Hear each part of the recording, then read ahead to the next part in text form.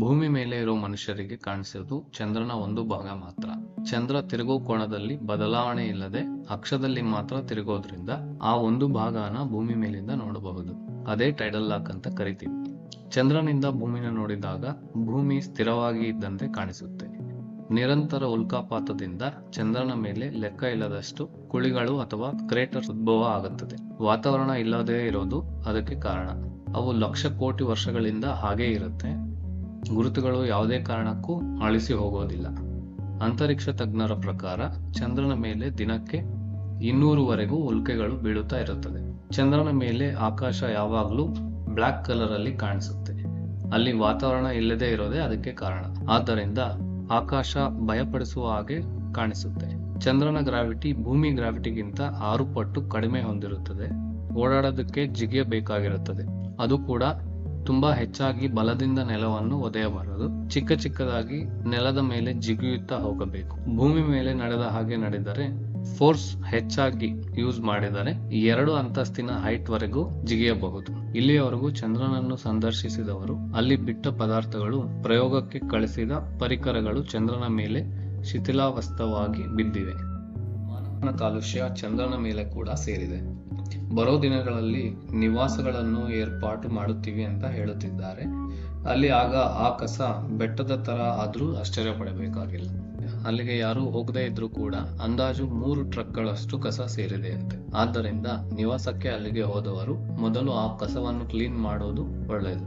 ಪರಿಶೋಧನೆಗಾಗಿ ಅಲ್ಲಿ ಇಂಟರ್ನೆಟ್ ಅಳವಡಿಕೆಗೂ ಕೂಡ ಪ್ರಯತ್ನ ಮಾಡ್ತಾ ಇದ್ದಾರೆ ನಾಸಾ ಕಡೆಯಿಂದ.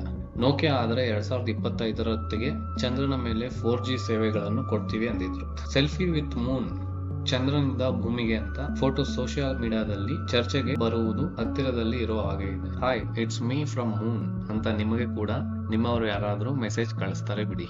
ಇದೆಲ್ಲ ಸರಿ. ನೀವು ಒಂದು ವಿಷಯ ನೆನಪಲ್ಲಿ ಇಟ್ಕೊಳ್ಳೇಬೇಕು. ಚಂದ್ರನ ಮೇಲೆ ವಾತಾವರಣ ಇಲ್ಲದೆ ಇರೋದ್ರಿಂದ ಅಲ್ಲಿ ಎಷ್ಟೇ ಜೋರಾಗಿ ಕಿರಿಚಿದರೂ ಕೂಡ ಭೂಮಿ ಮೇಲೆ ಇರೋರಿಗೆ ಸ್ವಲ್ಪ ಶಬ್ದ ಸೇರೋಕ್ಕೂ ಕೂಡ ಸಾಧ್ಯನೇ ಇಲ್ಲ. ಅಂದ ಹಾಗೆ ಚಂದ್ರನ ಮೇಲೆ ರಾತ್ರಿ ಹಗಲು ವ್ಯತ್ಯಾಸವಾಗಿ ಇರುತ್ತೆ. ನಾವು ಹೇಳಿದ ಹಾಗೆ ಚಂದ್ರ ಭೂಮಿಯಿಂದ ಟೈಡಲ್ ಲಾಕ್ ಆಗಿ ಇರ್ತಾನೆ.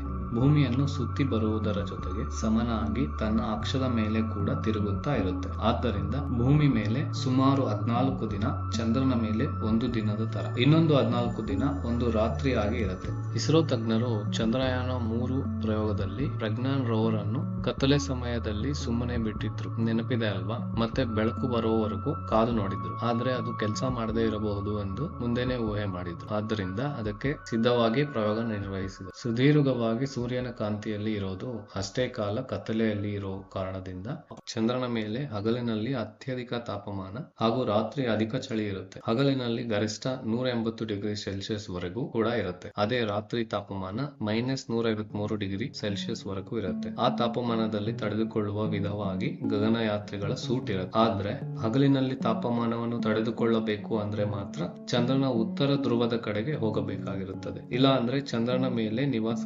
ಏರ್ಪಡಿಸಿಕೊಂಡು ಅದರಲ್ಲಿ ಇರಬೇಕಾಗುತ್ತದೆ. ಚಂದ್ರನ ಮೇಲೆ ಆಳವಾದ ಕ್ರೇಟರ್ಸ್ ಅಥವಾ ಕುಳಿಗಳು ಇದೆ ಅಲ್ವಾ? ಅದರಲ್ಲಿ ತಾಪಮಾನ ಹಗಲಿನಲ್ಲಿ ಕೂಡ ತಣ್ಣಗೆ ಇರುತ್ತದೆ. ಅಂತರಿಕ್ಷದಿಂದ ಬೀಳೋ ಉಲ್ಕೆಗಳಿಂದ ಆ ಕ್ರೇಟರ್ಸ್ ಗಳು ಉದ್ಭವ ಆಗಿರುತ್ತದೆ. ಆದ್ದರಿಂದ ಅಲ್ಲಿಗೆ ಹೋಗೋ ವಿಜ್ಞಾನಿಗಳು ಆ ಉಲ್ಕೆಗಳಿಂದ ತಮ್ಮನ್ನು ತಾವು ಕಾಪಾಡಿಕೊಳ್ಳಬೇಕಾಗಿರುತ್ತದೆ. ನೋಡೋಣ, ನಮ್ಮ ಅಂತರಿಕ್ಷ ಪ್ರಯೋಗಗಳು ನಮ್ಮನ್ನು ಚಂದ್ರನ ಮೇಲೆ ದಿನ ಹೋಗಿ ಬರುವ ಹಾಗೆ ಮಾಡಬಹುದು. ಅಲ್ಲಿ ಕೆಲಸ ಮಾಡಿಕೊಂಡು ವೀಕೆಂಡ್ ಅಲ್ಲಿ ಭೂಮಿಗೆ ಬಂದು ಹೋಗುವ ಹಾಗೆ ಆಗಬಹುದು. ನೋಡೋಣ.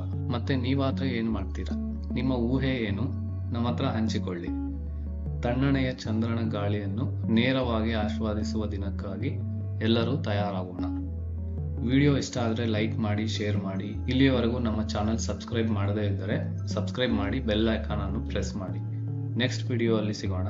Thanks for watching.